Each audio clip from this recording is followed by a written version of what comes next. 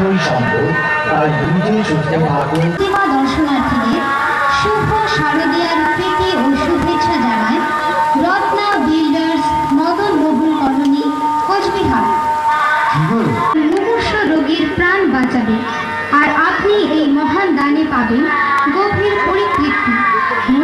তবেই মোবাইলে কথা বলুন, তা না হলে সময় বাঁচাতে যোগাযোগ করতে পারেন ইলেকট্রিশিয়ান ছোট উপায়।